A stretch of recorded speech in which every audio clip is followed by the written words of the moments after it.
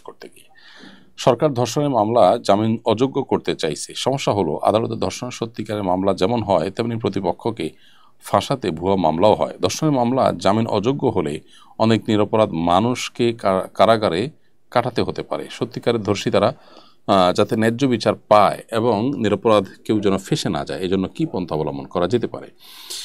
আমার মনে হয় যে এ ধরনের মামলাগুলোকে যেহেতু অস্ত্র হিসেবে ব্যবহার করা হয়, মানুষকে ফাঁসানোর জন্য দেওয়ার একটা প্রবণতা আমাদের দেশে আছে, এটা ওপেন সিক্রেট, আমরা সবাই জানি। বিধায় এখানে অভিযুক্ত ব্যক্তিকে যদি জামিন অযোগ্য মামলা আইন করে তাকে যদি সে মামলায় ফাঁসানোর পথ খোলা রাখা হয়, তাহলে সেক্ষেত্রে মানুষ নির্যাতিত হবে এবং এটা অস্ত্র হিসেবে ব্যবহার করা হবে। বিধায় অবশ্যই তথ্য প্রমাণের ভিত্তিতে যদি প্রমাণিত হয়ে যায় ধর্ষণ করা, তাহলে তার জন্য সর্বোচ্চ শাস্তি মৃত্যুদণ্ড রেখে আইন করা যেতে পারে এবং সেটার আইনের বাস্তবায়ন নিশ্চিত করার চেষ্টা আমাদেরকে অব্যাহত রাখতে হবে। তাহলে সেক্ষেত্রে এ ধরনের অপরাধের প্রবণতা কমে যাবে ইনশাআল্লাহ তাআলা।